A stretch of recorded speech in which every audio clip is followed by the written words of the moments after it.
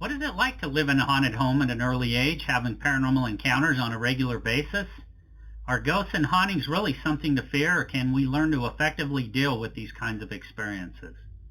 Are most hauntings really just ghosts trying to get our attention, or is it something more sinister?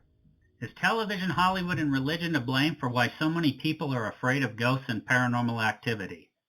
Author, medium, and paranormal investigator Andy Hopkins joins me to talk about these things and about some of his paranormal experiences from an early age till now on this episode of Passion for the Paranormal. Okay, so joining me today is Andy Hopkins. He's joining me from the UK. Andy is author of the Park Road Haunting and his follow-on book, After Park Road. He grew up on Park Road in Leicestershire, England. Living within apparently normal home, the spirits taunted him and opened his eyes to things that some people never see or are too afraid to see. He later moved into a regular home after leaving the Park Road home, and that left his curiosity intact. And Andy began exploring some of the area's most haunted locations, discovering that his gift was not just his imagination. And getting into paranormal investigating, and as a medium, he continued having profound paranormal experiences that he's still having today. Andy, thank you so much for joining me on the show. Oh, thank you for having me. It's been an absolute pleasure to talk to other paranormal enthusiasts. Yeah, absolutely. And quite intrigued by the book and kind of your story and how this all started for you. It sounds like it kind of started at a young age, but let's take a step back. Let's kind of go back in time here and talk about, what happened here. How did this start, and how did it kind of progress and evolve? Well, crikey, I was very young. I was about 3 or 4, and I used to live with my mum and my dad and my brother and my sister. And when my mother and my father split, we moved out into a house on Park Road, and it was one of those moments where everything looked huge. I remember kind of first setting foot in there, and the walls were huge, and there's an entryway to the side of the house, and it almost looked like some sort of weird monster that was just kind of like with a mouth open. It was kind of really, really weird, and it just felt strange to me. And the activity kind of started pretty close to when we moved in. I remember I was asleep and I woke up in the middle of the night and I was freezing, and it was a hot time in the country. It was in summer, and I just saw this old lady, and she was sort of standing there in the corner and like near my desk, and she was iridescent. She was glowing. I can still see it to this day, and like her hair was bright. She just smiled at me, and I wasn't scared. I was perplexed, really. I was kind of thinking, well, why is this old lady standing in my bedroom? And she just smiled, and everything sort of felt right and warm and nice then. And she sort of made me laugh, and she giggled, and then she just went. And the next day, I asked my mum why the old lady was standing in my bedroom, sorry. And she went, well, there wasn't anybody in the bedroom. You were asleep. You were fine. It was just a dream. And I was saying, well, no, I wasn't. I wasn't asleep. I was awake. I remember. And so she sort of left it. She wasn't the kind of person that would say, wouldn't sort of take you seriously. My mum always kind of, she had a way about her that said that she believed you, but she didn't want to bring this sort of attention to things like that. And she was in a very dark place herself emotionally because of the split. And so a couple of days later, she showed me this newspaper clipping, and it had this lady on it, and it looked like a birthday party of some sort in this scene. I went, that's the lady. I got well excited. I said, that's her. What was she doing in my room? And she went, well, she couldn't have done because she's dead. She died. And I was like, oh. And at that kind of age, you associate a ghost of being like Casper, a sheet and with the boo and all this sort of stuff. But just seeing this figure of this lady, and I just sort of thought, wow, oh, okay. And nothing was sort of said about it then, but that was the first experience. And I kind of associated that with this lady saying to me in her own way that not all spirits, not all ghosts are going to scare you, you know. But I also think that she was kind of there as in preparation for saying, right, there's some stuff going to go down here. Do you know what I mean? That was the earliest memory at that house. You know, really my earliest solid memory I have of seeing spirit. And I just said like I can still see her in my mind's eye now, but I've never been able to communicate with her again, unfortunately. Wow. Now, what age were you when this happened, Andy? I was about 4 years old. Wow. Wow. Now, were you able to? You said you saw this newspaper clipping. Yeah. Now, was she somebody who lived at the residence prior to? She was, yeah. She'd lived there. I'm sure my mum said to me, because I was speaking to her about this the other day actually, and she was the one that lived there before us, which was quite. Yeah, she passed away, and she'd had an open casket funeral in the house, and it was she obviously just was drawn to my energy. That's what I feel anyway. And she never appeared to you again, though, after that first experience. No, she didn't. And I think that sometimes when it comes to spirit, they're here, and they almost, from the readings that I give to people, it can appear that they are there. They are there to give a message. They're there to show that they're there, and then it's their choice to kind of move on. You know, to either be reborn or to guide somebody else. You know, and I feel that that was kind of her taking off, her moving forward, her moving on. Yeah, that's interesting. And I've had this discussion with other guests on the show.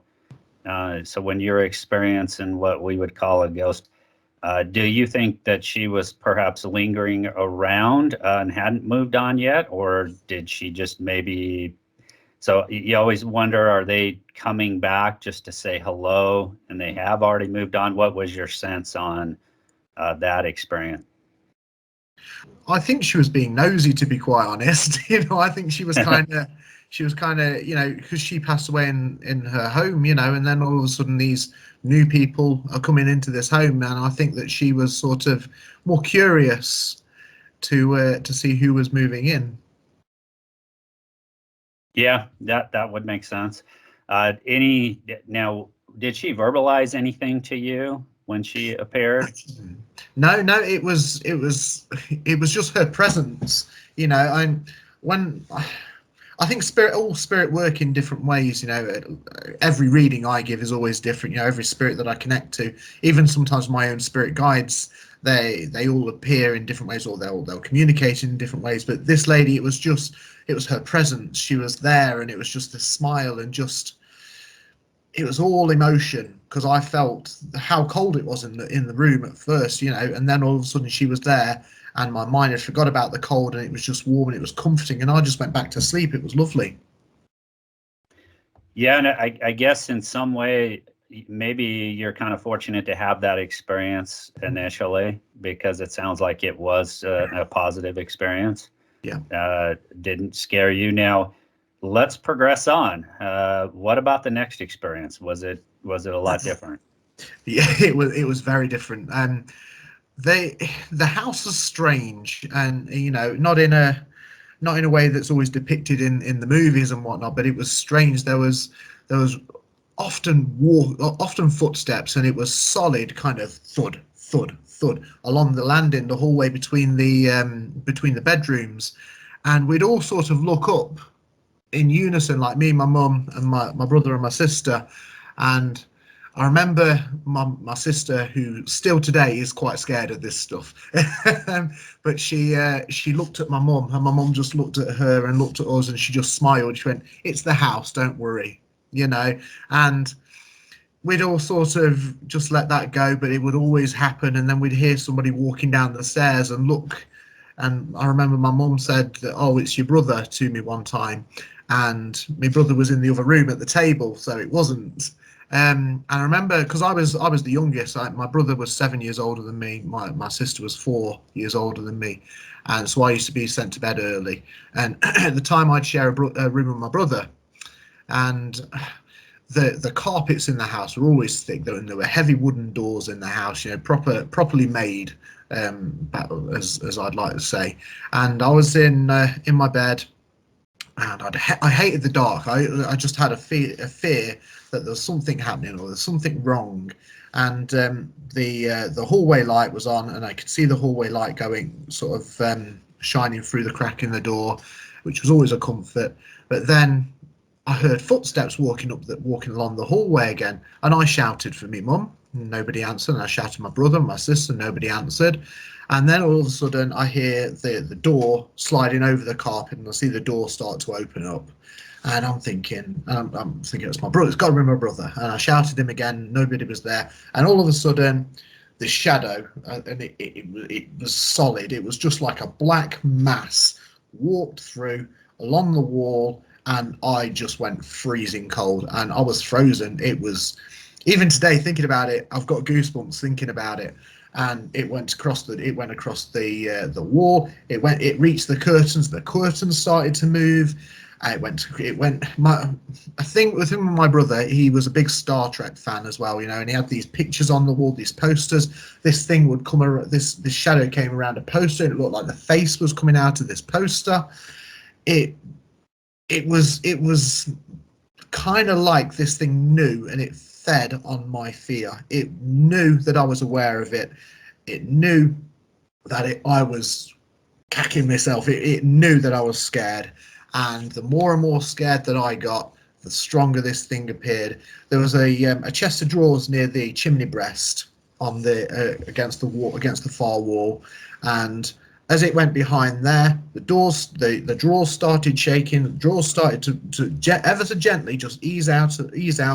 I couldn't do it. All I could do, I was powerless to do anything. All I could do was just watch it. And it came to the edge of the bed, the foot of my bed, and all of a sudden there was like this cupboard, a built-in cupboard on this side of the wall, and it just opened up and then slammed shut. And I screamed. I screamed for my mum, and she thought that I was. She said, "Are you asleep? You've been asleep. It's fine." It was just horrendous. I'd only been in bed possibly a couple of hours. Well, not even a couple of hours. It must have been about an hour or something like that.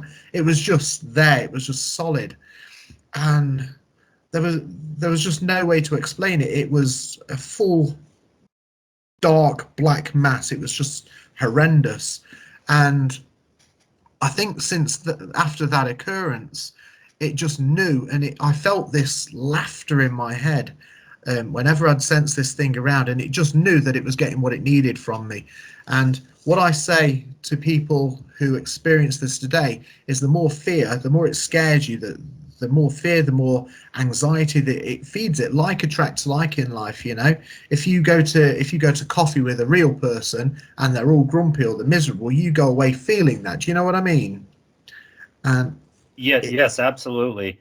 And I've had this discussion with other guests on the show about, perhaps the energy you bring is the energy you attract, whether it be a person, whether it be a spirit, a ghost. mm-hmm. So if you kind of go in fearful into a certain location, perhaps that's kind of energy you're going to attract. Yeah. And I've always kind of, I've had one experience since I've been doing paranormal investigating that really frightened me, but it was because I was alone in a location when a couple of other investigators went off. We had two buildings we were investigating. Yeah. I stayed back at what we call base camp with the gear. And I had kind of an unsettling experience, but very few times, aside from that kind of experience, I've really never had, unsettling experiences like that. Most of them have been positive. And so, that kind of fearful energy, it seemed to kind of play out in that experience I had. And it was kind of interesting. So, yeah, I tend to feel that way too. I think kind of the energy you bring is perhaps the energy you attract. So if you're going into a location and you're already fearful and you think, wow, I really hope something bad doesn't happen, or that's kind of churning in your mind, perhaps that's kind of what you may experience. Yeah. That's kind of the way I see it too. What do you say about that? See, I agree with that. I mean, I've like yourself, I've done countless paranormal investigations, and I always laugh with a lot of my guests that oh, who's up for a lone vigil then, and you always get kind of the skeptical ones going, yeah, I'll do it, but that's until the moment comes and they sort of cower behind everyone else because of that fear. um, but I think that the fear, yeah, the fear that the emotions we get, it projects out there, and if a spirit entity or a ghost, whatever you want to call it, if a spirit energy is drawn to that or wants that, then that's what they aim for. I've been on investigations where certain spirits, especially child energies, in a building actually not too far from me, they don't go near any men, but I took my partner along, and all night she was feeling somebody touching her hand. And it was freaking her out a little bit at the end, but every time like she'd be left alone or we'd walk off a little way, she'd have this feeling of somebody grabbing her hand. And it's the similar method of she had a feminine energy. She's also a teacher, so she attracts that kind of child spirit anyway. So yeah, I 100% agree that whatever we put out there, whatever we give, if there's a spirit entity out there that wants that, then they will come forward and they'll take it and react to that. Yeah, absolutely. And I certainly subscribe to that belief too.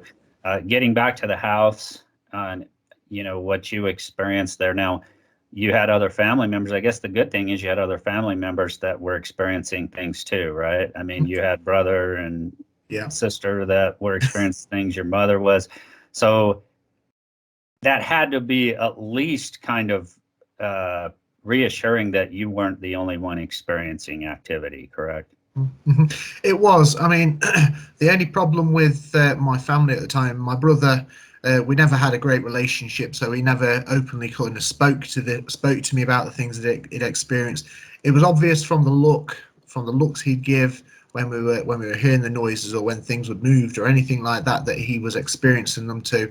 My sister saw a pair of eyes staring at her the night before my mum's wedding, and it still to this day freaks her out. She also had this doll, uh, nothing like Annabelle or anything like that, but she had this doll, and me and her actually snuck watching Child's Play, and the next day it couldn't be in a room, it couldn't be there. So I remember one experience, one of the more positive experiences we had there is, so my mum had took this doll out of a room and put it near the attic to go up to go upstairs into the attic, and I was upstairs playing in my bedroom as you do as a kid, and I heard this laughter, and I thought, okay, what's that? But well, what I didn't think about on the way up, but I saw this doll, and I knew it was my sister's, sibling rivalry, and I kicked it, I knocked it over, so I went back to play in my room. Yeah, and I heard this giggling, and I walked back round, and all of a sudden there's this little girl playing with this doll, and I thought, oh, okay, so I went hello, and she looked at me and she ran off into my mum's room at the front of the house, and it was so strange. And she'd gone. I thought she was trying to play hide and seek with me or something. And I went downstairs and I said, where's your friend gone? To my sister. There was nobody there, and I was thinking, I'm not crazy, I definitely saw this stuff. But it's funny that this doll was attracted to this. This child energy was attracted to this doll, and my sister hated it. It could be the fact that she saw that movie beforehand, but she experienced a lot more than she opened up about. And when it came to my brother, there was one particular night. I'm kind of muddling up my timeline a little bit as we go, but so we're talking about brother experiencing things and whatnot. After a while, after sort of a few years, and after my mother got remarried and whatnot, my stepdad split the front room into two rooms, so me and my brother had our own rooms, and my brother went out with my mum and my stepdad, and they came back quite late. I was hearing his banging and his crashing around in his bedroom, and when they came back later at night, I heard him. He went into his room and he shouted me, and I thought, what's up with him? And his whole room had been trashed, and he had this soft toy, and it was hung to his light shade by a TV cord. this soft toy monkey, and all he blamed me for it. My mum knew it wasn't me, but he blamed me for it, and it was always, as what happens on investigations with some skeptical people, they'll always try and blame a logical thing. Do you know what I mean? You'll get in. He swore blind it was me. It really wasn't, but it was something that he experienced there. Yeah. He also had quite a profound nightmare at that house, and it was one of those things that are so real and so vivid that he was convinced that was what kind of made his decision to move out of the house, because he experienced this so strongly, and he knew in his mind that he wasn't asleep. It was he just called it a nightmare, but he knew it was real, and he saw something coming up the hallway to him. It was, yeah, I remember that's the last time, sorry, I saw my brother ever cry. He was frightened to death with it. You know, I always think it's interesting to talk about family, and you know, you're now a medium along with doing, you know, paranormal investigating. Do you kind of feel like your other family members have that same gift or those same abilities? Excuse me. I think I go kind of against a lot of what a lot of mediums and psychics say here, but I think that we all have that gift. We all have the ability to open up to spirit. You know, it's a natural thing. It's as natural as kind of, you know, breathing, really. I mean, how many of us had imaginary friends when we were younger? You know, and who's to say that they were imaginary friends and not spirit guides? You know, and I find in experience talking to people and along this pathway that the only way that we really shut off from our spiritual, our psychic connection is by people saying that doesn't exist. Stop being silly, you know, stop being stupid. And people get ridiculed for their beliefs, you know, and it's the worst thing for a faith or a belief is being told that it doesn't exist and being forced that it doesn't exist.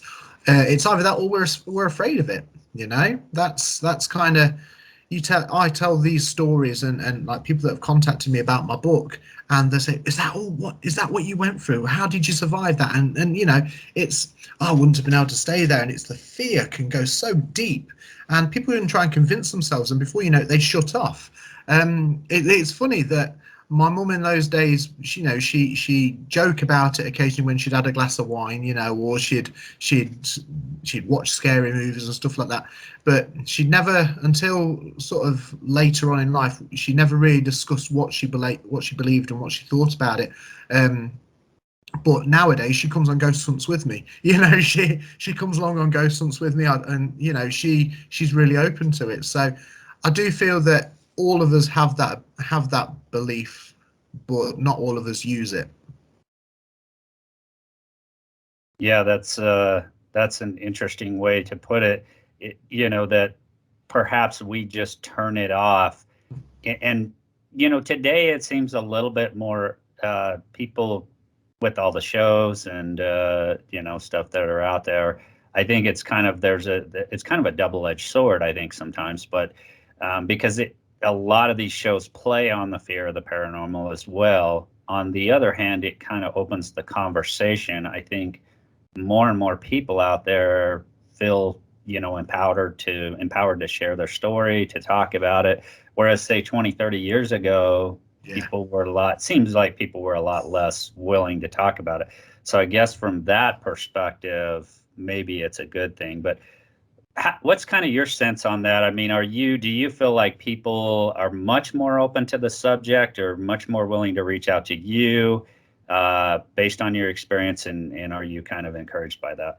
I think, well, back in the day, so it makes me sound like I'm ancient here, but no, back in the day when all this was happening to me, it was so taboo. You know, you said you saw a ghost, and they were sending you to see a counselor, you know, and it was funny, but when I was a little bit older and I was going through a bit of tough time and emotionally, mentally, I saw a counsellor, and I told him about, you know, that I'd go to certain places, I'd hear voices, and the first thing he said to me was, "Do these voices tell you to do things?" You know, and it was me just thinking, "Oh, what are you doing?" You know, I don't think that'd be allowed today. I don't think they'd be able to sort of ask you that. But no, they treat you like you were crazy.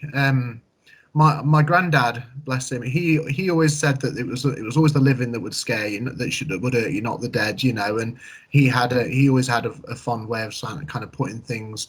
But today, yeah, I think one of the main reasons I wanted to write the book, because even though it's more accepted today, people have experienced so much and they never want to say it unless they're in that situation. You know, unless they're on a ghost hunt, you know, you get 1,000 tales, 1,000 stories sent your way, you know, or giving somebody a reading. You know, countless times I'll read for somebody and I'll say, you've had this experience, you know, and I'll describe things to them. They'll be like, yeah.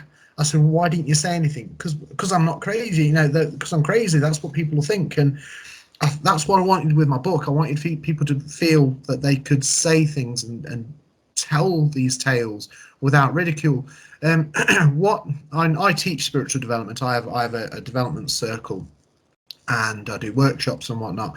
And what people do worry about is when they come out of the psychic closet, you know, and they kind of get a lot of ridicule on social media and stuff like that. So it's kind of like you mentioned earlier, a double-edged sword, because it's more acceptable, but you still get the skeptics and those people that think that's just a load of rubbish, you know. And most of the time, and I'll tell you a story about this, but most of the time when it comes to people ridiculing and taking the mickey out of people, it's because of fear. You know, it truly is because of fear. I did a private ghost hunt for a nightclub staff, and there was this doorman, a bouncer there all night, ridiculing me. Like, before we started, he was taking the mickey out of me, and I was sort of getting really frustrated with him.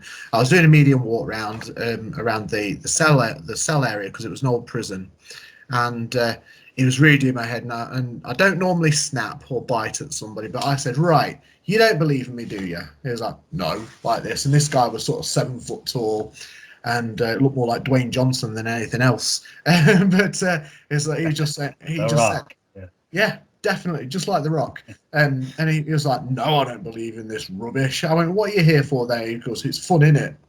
And I said, okay, well, I'm going to put you in a room on your own. And he went from like this to like that, and his face just dropped.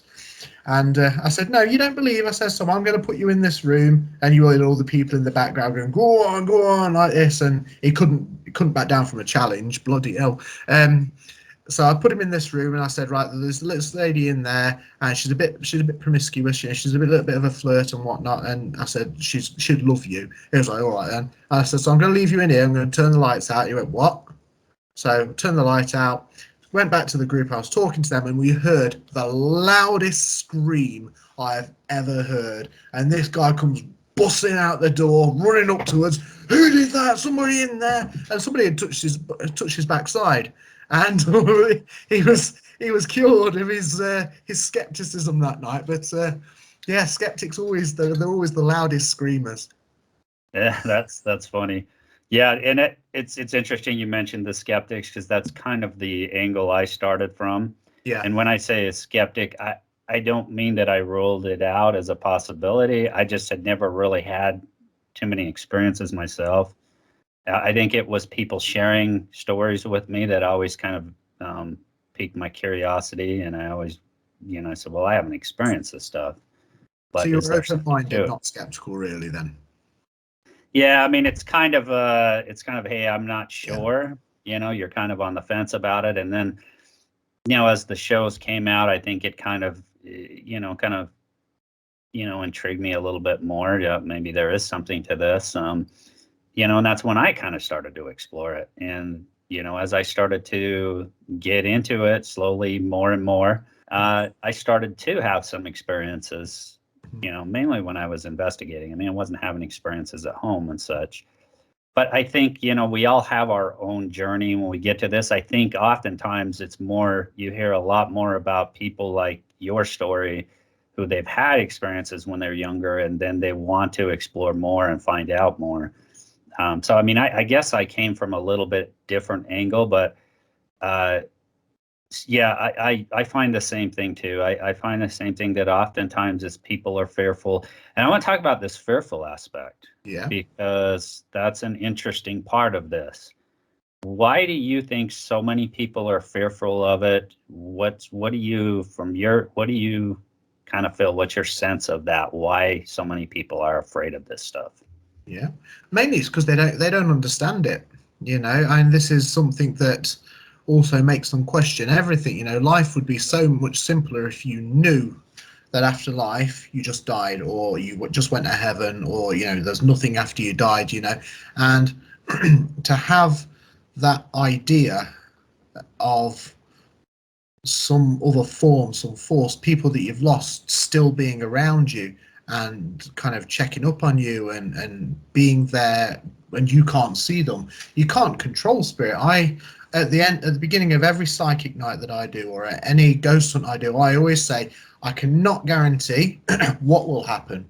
You might have all hell breaking loose, or you might have nothing. All right, and I think to relinquish your control or your knowledge on what is there, to have this thought of all of a sudden you could be watching TV, you look to your left and there's a ghost there. I think that frightens the hell out of people. And on a more comedic side, I do readings for people. I did a reading on Thursday night for this young lady, and she was only about 19 or 20. And I said, right, so there's this guy next to you, and I described this guy.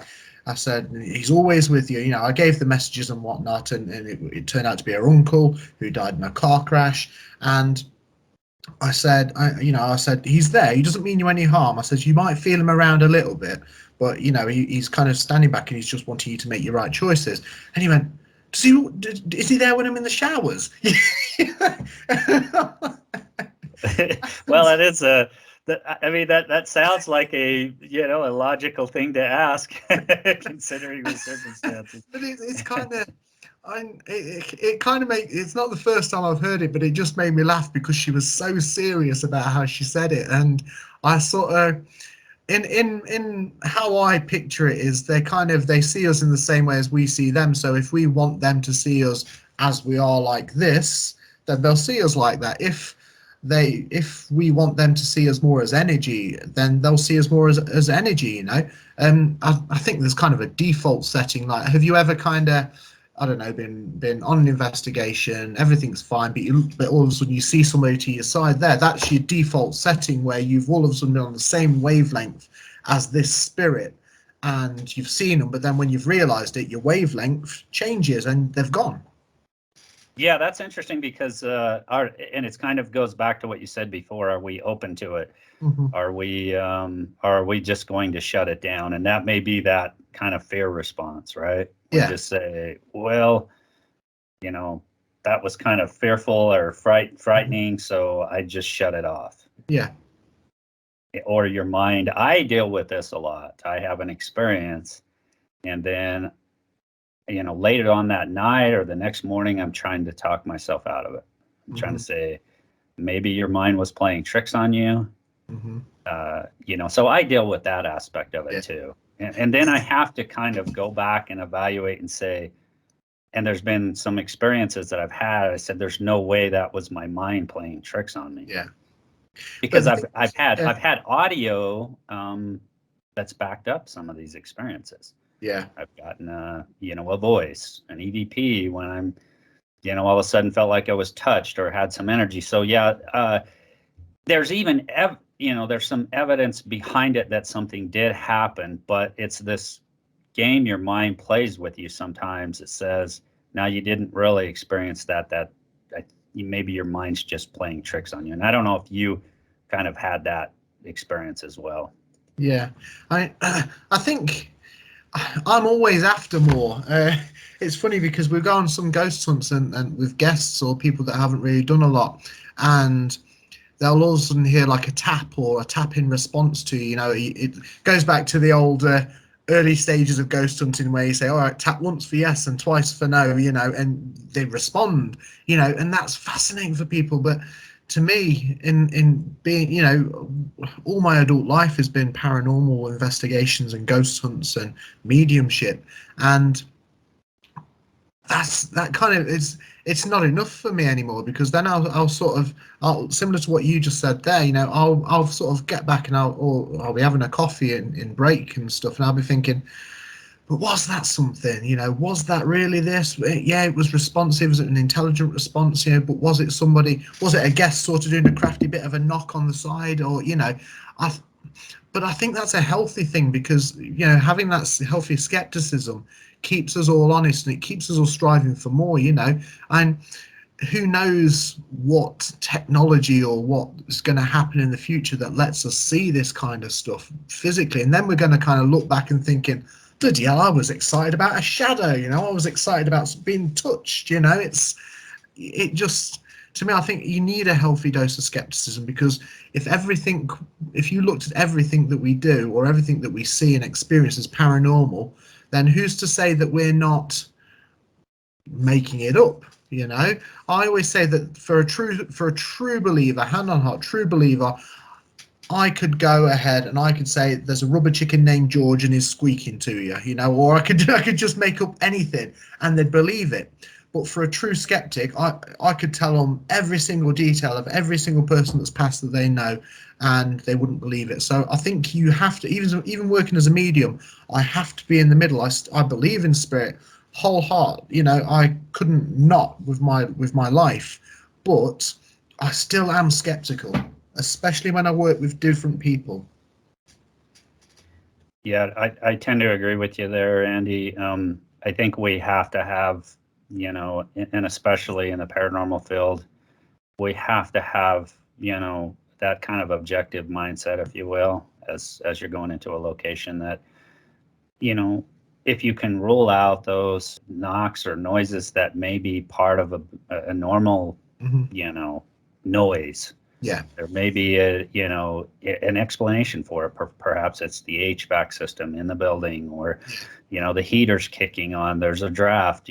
Once you can kind of rule or try to rule those things out, and then there's an experience, then I think it makes it a little bit more, I think it adds credence to it a little bit more if you can kind of rule those other things out. And that's, the group I've worked with for a number of years, that's what we always try to do, and it's not that we're not it's not that we're trying to just discount any experience. It's just that we're trying to rule out the normal before we go to the paranormal. Yeah. And so I think that's an important aspect to this.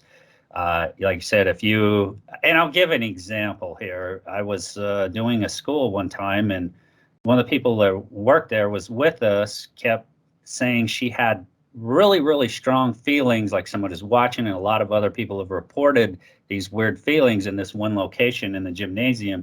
Well, it turns out there was this huge junction box, electrical junction box. And, we put an EMF meter up to it, and we were getting huge readings off of it. And, you look at that and say, well, that's very possible that the EMF is so high here that people are just getting those feelings based on the EMF itself. Yeah. So, it helps you kind of rule those things out and say, well, maybe there is a natural explanation for that.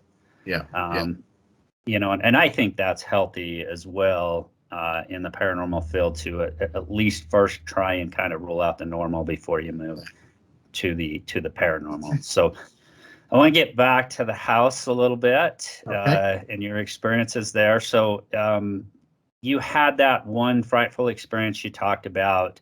Were most of the experiences that happened after that kind of along the same lines, or were they kind of different?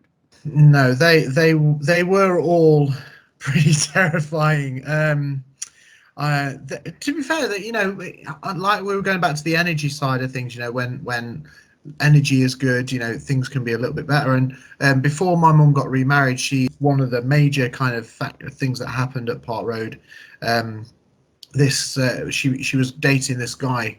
We called him Ratman because he was really sleazy. He was a really kind of slimy guy, and he walked with a cane because he'd had a stroke and he struggled to walk.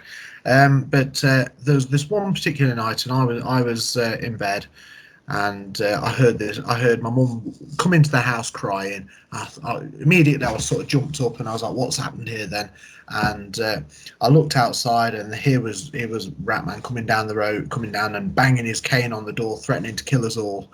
He was obviously completely intoxicated but he was screaming and banging. The dogs were barking. It was all kind of crazy, and I felt really weird all of a sudden. And I kind of stood back from the window a little, sat back from the window a little bit, and I saw this face in the glass. And I looked back, and it was an old man's face, and I can still see it today. And he just looked wrong. And I looked back, the reflection, there was nobody there. I looked forward again, and he was there.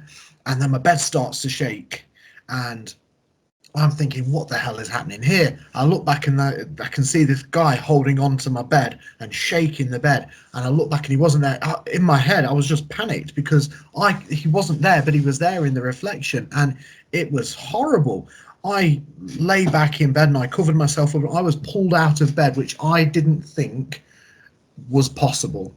You know, obviously at a younger age, you kind of sneak scary movies, you know, and you've heard stories and ghost tales and stuff. But I was pulled out of bed and I couldn't move.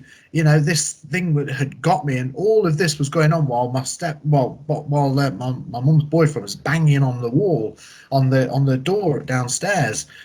My mum had obviously heard the commotion. She came running up the stairs, and all of a sudden she was then pinned down to the floor. I could move again, but she couldn't. And the reason that this is so significant in my head is because this is the only time I'd done up until then ever that I'd fought back, and I shouted as loud as I could, no. And all of a sudden my mum could move again. And so it was the first time that I knew that this thing couldn't do whatever it wanted. I knew that I had power to push back and to stop this thing from doing what it liked. And funnily enough, my mum doesn't really speak about that time. She remembers it, and sort of recently after that, when I'd ask her about it, she said I was just drunk. I'd had a lot to drink and I was stressed and all this. But we talk about it now, and she sort of laughs it away a little bit because it freaked her out. It scared her. But that was the very first time that I didn't actually feel alone as well when it came to the experiences that I'd had. But yeah, that was horrific. But going back to the energy side again on that, after that, and we had the police come over, and you know they chased them off and whatnot, and it was like, it was nice after that. The house sort of settled down a little bit, and things were good. I remember me and my brother and my sister were all closer. That night we all sat downstairs eating ice cream, and it was brilliant, you know. So not, although every experience was pretty bad, I think there was no times like that where everything seemed okay. My stepdad, when my mum married my stepdad, he was a skeptic. He never believed in this kind of stuff, and I remember one night we were hearing all this banging and this crashing downstairs, and he ran down the landing. We all got out of bed, and he ran down the hallway, down the stairs. He went, "You stay there," you know. He thought he was getting ready to hit somebody. And up until then, he'd always say to me that these things like the doors knocking or the noises, he'd say, "Oh, it's the wind or it's the house." So he went downstairs and he was like, he was shouting, he went, "What the actual?" And he was swearing, and there was nobody down there, but we all walked down after him. And the kitchen was a state. Everything was knocked over. The cupboards were open. The fridge was open. There was yogurt and milk all over the floor. All the doors were locked. This had just all of a sudden, it looked like it had just exploded. And I remember I looked at him as he was sort of standing there addressing the whole area, and I went, "Was that the wind then?" And he just looked at me. Oh, but yeah, that was, so it's kind of like, you know, yeah, explain this one away. Yeah, you know what, skeptics do that though. They blame anything. sure. Yeah, and there's a lot of, you know, even on the shows you see today, and you know, I'm not going to be mentioning specifics, but you know, they play on this kind of the dark or the demonic type stuff. Yeah. Would you say any of the stuff that you or your family experienced in this house could have been within that realm? It's a hard thing to say. I mean, demonic. You say the word, and you know you're conjuring up the devil, and or, you know, touch a Ouija board, you're going to lose your soul to Satan or something. You know, it's I, I have a very weird feeling with demonic energy. I do believe in demonic energy. I've faced certain demonic energies. Um, I feel that in a way, the energy we called him George. The George the was an angry spirit. You know, it was something fueled by not only the fear that he gave to me, but I also feel there was almost like a negative ley lines underneath the house. You know, where when certain points match, and it almost opens like gives paranormal energy, gives negative energy out. Um, that I think wasn't demonic. It was just a heightened spirit who just so happened to, you know, interact with me in those ways.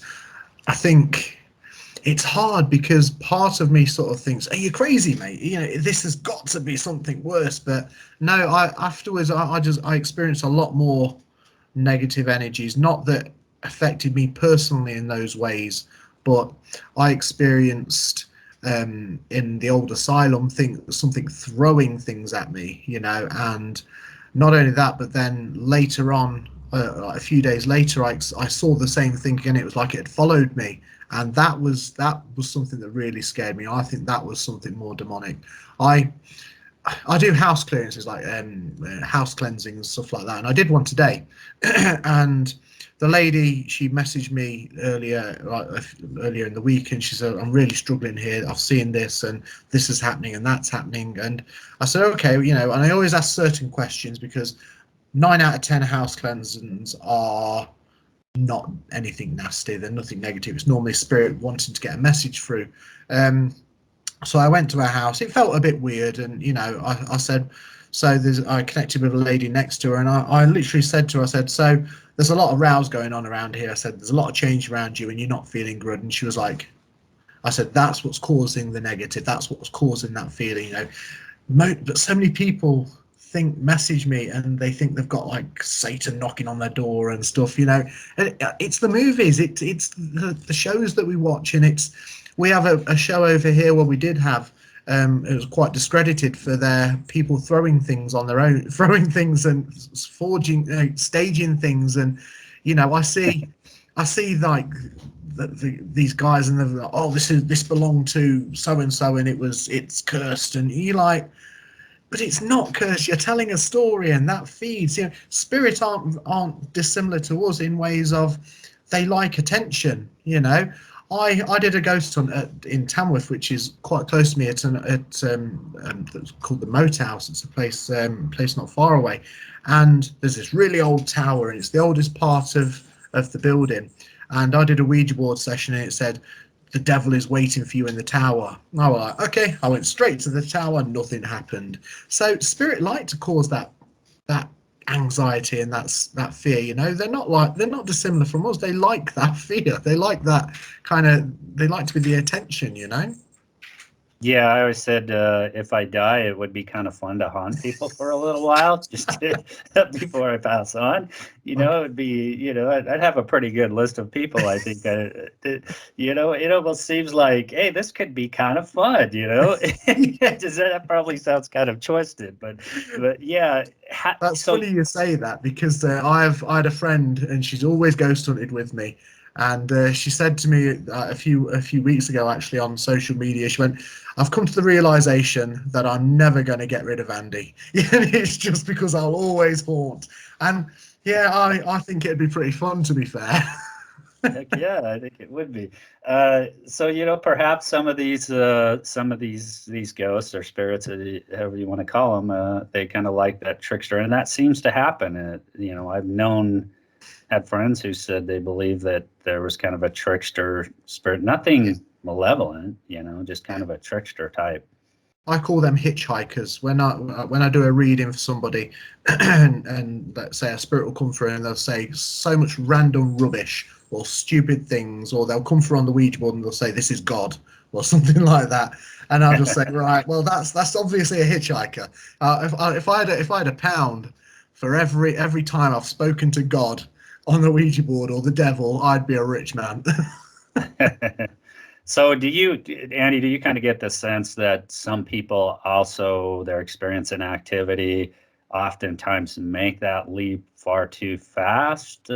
Perhaps that there's something demonic or bad going on there? Yeah, completely. I think people become far too. They have this preconceived idea that ghosts are bad and this is bad, and if anything moves in your house, it's demonic. But it's because of kind of ignorance in a way. I think people are too quick to believe either the movies or believe that this doesn't exist. And when something happens, it's like we were talking about earlier. It's just all of a sudden it blows their mind, and they think, "Whoa, this is scary." And it's daft. It really is. But I think we as people, we're always scared of things that we don't understand. So.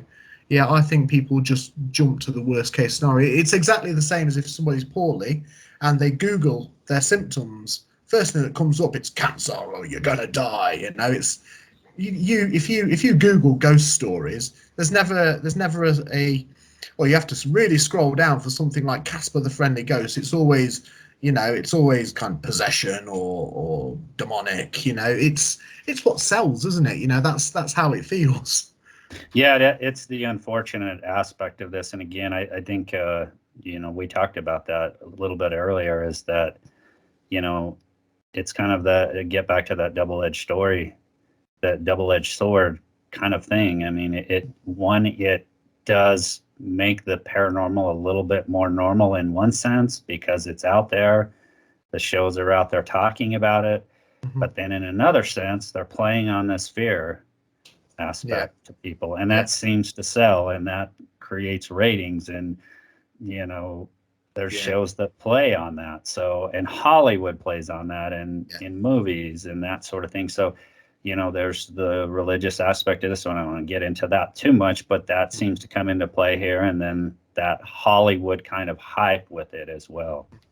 Yeah, no, that's true. And I wouldn't be where I am today if it wasn't for the shows, mediumship, psychics. If we had to rely on kind of psychic churches and stuff, I think, or, fortune telling kind of booths and, the Roman Egyptian, I think we'd all, well, I wouldn't be able to earn a living. I think most of my business comes from word of mouth anyway, but I don't think I'd have had my very first public ghost hunt, was something that was different for me because I was used to going out on my own and just being in really weird places and abandoned places, and to go into somewhere that had heating was something unheard of, but it was only through that kind of thing, like you see on shows like the paranormal shows, that it's such a massive kind of thing now. When I first got into it, there was only about 4 companies that did public ghost hunts in this country, and now there's about 400, and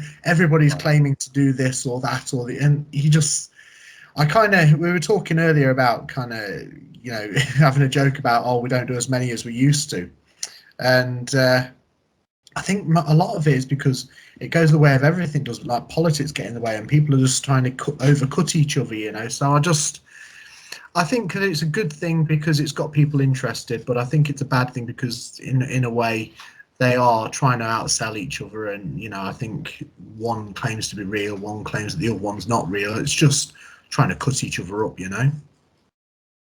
Yeah, absolutely. Now, I like to ask this as well with people who are in, that do psychic mediumship type work. One guy I had on recently says he doesn't like to work with equipment. I mean, he'll go into locations and, he gets kind of a sense of the location and, with his abilities, doesn't feel like he needs to use equipment. Do you work with equipment when you go into locations? How do you kind of do that? Well, I have a tech guy who works with us, and he's recently spent far too much money than he could afford on equipment, which is cool. It gives it's ridiculously priced, isn't it? For it's just crazy. But I like trigger objects. I like things like REM pods or things like that, because there's no way that can, if you've got an aerial here and nobody's around, you can see, we got lights on and it keeps going off to your responses. I think that's pretty cool, you know. But I never stop working with my ability, and I think I try, as a medium and as an investigator, I try and get people to experience things through themselves. We do something called a human pendulum, where we literally just stand somebody in the middle of a circle and we say, okay, right, allow spirit to move you for a yes and a no, and people start to move and they think, what's just happened there? And this is something that I prefer to do, because then you can get people involved and it can help them open up a little bit more. Yeah, the toys are fun to use, but spirits sometimes don't understand them. If you've got a K2 meter there and you're asking spirit to come close and touch the lights, if I was a little kid from the 1700s, I wouldn't go near something like that. Do you know what I mean? Yeah, it would seem to be a little bit unusual, wouldn't it? I mean, Yeah. and it's anytime you don't know what something is, you're probably going to be a little bit fearful of it. And I've always kind of had that thoughts. Although we have had interactions using the EMF type devices, it seems, and whatnot. But yeah, and then that's kind of demanding approach. Talk to us, do this. You're coming into somebody's place demanding that they answer you and your questions. Are they always going to kind of be responsive to you? Exactly. And sometimes they can be really good to some people. Sometimes they can kind of just be. I've had some really quiet events where just nothing happens, and we've all just sort of ended up singing little dillies in a cave somewhere. But so I think I always say to people, I like to try everything. I like to try and give everybody everything a go, because again, going on the child aspect of spirit, sometimes they will interact with lights because it looks nice, it looks pretty, and they'll go with it. But then you'll get times where they'll be frightened of it and they just won't. And it goes again. I think if we all use each other for certain experiments, you could have, like I was saying earlier about a child spirit holding hands. They might. That's then giving the spirit themselves an extra option. But I don't know. I do like the toys and whatnot, but I could never just be solely like a tech guy. I just couldn't do it, because I think it takes away the fun. Yeah, that's a good point with it. I mean, you can I think you can have too much equipment and be too tied to your equipment. Yeah. And perhaps you're not kind of listening and paying attention enough to what's going on around you. So I think for me, it's kind of there needs to be a happy medium. Yeah. Yeah, I don't have the same gifts that you possess. So, sometimes it is equipment that validates something maybe happening. Yeah. And particularly EVPs. I mean, I don't use a lot of equipment when I go into a location. We set up some motion lights, certain locations, EMF, just to kind of get a feel of the place and what's going on around there, voice recorders, that sort of thing. But I think you can get to a point where you're just trying to use too much. And do you know how all that equipment works? A lot of people don't know how it works, especially you start getting into the silly apps and all that kind of business. So I don't have much credit with the apps, to be fair, and I just find it a little bit daft. I had some guy come to me with this app, and it was like, oh, this does this and it does that, and they talk through you, and he was buzzing about it. It only cost me £12. I'm like, oh, cool. So I said, let's give it a go then. And we were in on our own, and it was like, okay, say your name. And there was nothing. He went, come on, tell me your name. And he went, pencil. It just oh, okay, hello, pencil. Yeah, you certainly got to kind of put the filter on with some of this stuff, I think. The thing is, though, as well, you were talking about about EVPs. I've had some really good ones where you've said you said, all right, I'm going to take a picture now. Can you show yourself in my picture? And we had a voice come through saying cheese. It was just like, wow, come Wow. on. Wow. So Yeah. I think it's a mixed bag, isn't it? Like you said, you have to have a happy medium, I think. Yeah, and those seem, you do. I've had those kinds of responses before, but they seem pretty infrequent. They only happen once in a great while, but it's Yeah. great when you have those kind of captures. Uh, I wanted to ask, so getting back to your experiences in the paranormal, you've obviously visited a lot of locations. Talk about one of your favorite locations and maybe a few things that has happened there. Yeah. Okay. Probably my favourite place was an old nuclear bomb shelter quite close to me, called Drakelow, and you can't get in there now. It's a big wine cellar apparently now, but I'd still quite like to be there. But it's there was a few kind of reported deaths there and whatnot, but it was just something that I'd never kind of done before. As soon as you go through the blast doors, there's just darkness. There's no lights, there's no heating. It's huge. The wall, like in the actual tunnel part, as you walk through the barracks and whatnot, the actual tunnel parts were huge. They were built so you could take trucks through into the tunnels.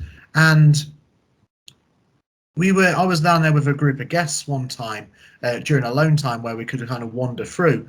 And apart from the footsteps that you can hear going through and sort of the weird noises and the stones being kicked, we got to one tunnel which we had to crawl through, like a little hole in a wall to get through to the other tunnels. And there was this, like, it looked like an old lantern going from one side of the tunnel to the other side and to the other side. And I thought, it's got to be it was like the curator or something. That's what I thought. And still part of me was thinking, okay, I'm going to stay back here. I'm going to let them come to me. And then one of the guests who I was with, like in this little group, they went, oh, I'm going to go and see them. So they walked up there, and then all of a sudden their torch went out and this lantern went out, and we just heard this scream. So there was nobody actually there, but we all saw this lantern, and my immediate thought was, I'm going to have to go and find that guest because this is like 8 miles worth of tunnels in the pitch black with a torch that spirit can turn out. I'm thinking, oh, geez, can't be doing that. But yeah, it was kind of scary. What haven't we happened there? And we've had so much occur there. We've had weird shadows there. We've had this big stone thrown at a window inside like a guard kind of section. It's just so much that can happen, and every night was active. We never had a quiet night there. I did just a team event there once, and there was possibly about 10 of us, and we all stood holding hands in a big circle, and I said, okay, then we're just us here now, do something. And all of a sudden music from 1940s was playing through the whole place. We didn't know where it came from. It lasted for about 30 seconds, and we were all sort of holding hands thinking, what the hell is happening there? It was incredible. One of the best things I've ever experienced. Yeah, that sounds like quite an amazing place. Yes. And you said you no longer have access to this place? No, somebody bought it out, I'm afraid, and it's now a wine cellar. Wow, that's unfortunate. Well, we're a little bit short on time, Andy. I wanted to share the screen here. I know you've come out with a couple of books. I think you have an additional one here I hadn't heard about. So let me pull that up. So we're looking at, there's the Park Road Haunting. I believe you had another one, The Haunting? Yeah, The Haunting was a novella. So it was kind of a 5,000 word novella that you can download for free from my Facebook page. It was a case of a house clearance that I did. That was one of the scariest, to be fair. But yeah, that's available from my Facebook page. Okay, great. And then the latest book is, of course, After Park Road, the next chapter. Yeah. Now, I know they're on Amazon. Where else can people find your work? It's just through Amazon at the moment. It's you can get them on Kindle Unlimited, or you can buy the hardback as well. Okay, great. And if somebody wants to reach out to you, what's the best way for them to do that? They can feel free to go through the website, or they can contact me through Facebook, anything like that. It's all through my Facebook, really. And I do try and keep in touch with everybody that comes through, questions about readings or about the books or anything like that. I get a few people reaching out about what they should do about house clearances and negative kind of energies around there. So yeah, feel free just to reach out through me for anything, really.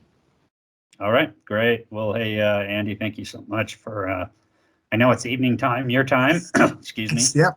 Just gone still, 6:10. Still kind of morning time, I guess, almost noon time for me. But thank you so much for spending the time with me. Oh, it's a genuine pleasure. Yeah, it's been a pleasure talking with you. Interesting stuff, and thank you so much. And have a great what's left of your evening. Yeah, have a good day yourself. All right, thank you.